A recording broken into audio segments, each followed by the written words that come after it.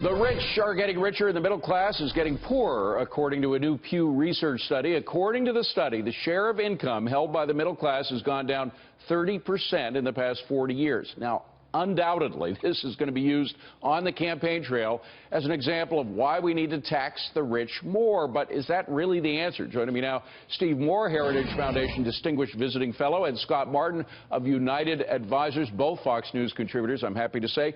Scott, don't you think it's coming? Somebody's going to use this, Hillary or certainly Bernie, to say, this proves it. You know, we got to tax the rich more, give more of that money to the middle class and the poor.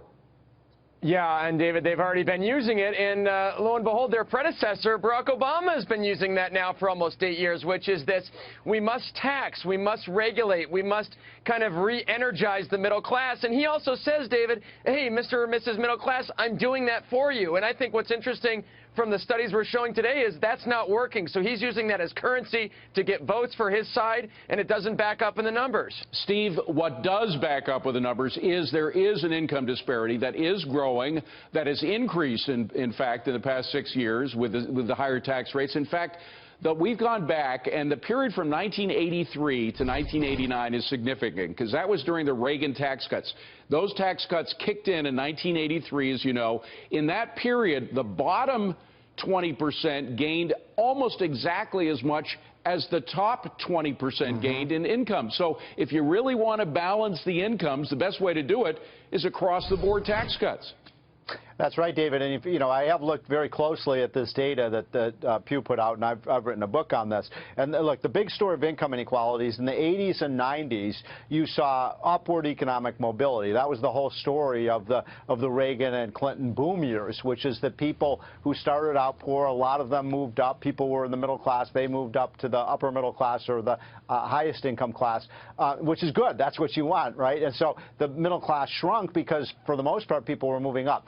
Now, what's happened, though, in the last 6 or 7 years is that income mobility isn't happening so much. We are seeing more people from the middle class move into the upper category, but unfortunately, David, we're also seeing people in the middle class move down. And so that is a problem because, look, that upward mobility seems to have stalled in recent years. And that's at a time when this president has made income inequality, you know, the central feature of his presidency, right. And yet income inequality has gone up under Obama. And, Scott, when we eventually hear that demand for higher taxes on the rich so we can spread it out among the poor and the middle class, should we remind folks that the rich are already paying a far greater percentage of income tax than they used to as a percentage of the whole?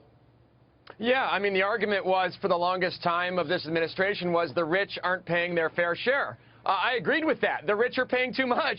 So, yes, that's true. I just looked at it the other way. And like Steve said, you know, upward mobility, you know what that is, David? That's a euphemism for incentive. And if you're in the middle class and you're trying to rise up and you're trying to make more money, you get disincentivized by regulation, by high taxes from the government, because whenever the government takes money out of your pocket, Mr. and Mrs. Consumer, they spend it irrationally. They spend it ineffectively, and that hurts the economy more. All right, Steve. You know, and David, those people that are in the top income category, we know what they do for a living. Look, some of them are LeBron James, but most of them own, operate, and invest in small businesses. Right. So when you hit that group, who do you think it hurts? Well, it hurts them, but it also hurts the person who doesn't get a job. Working America.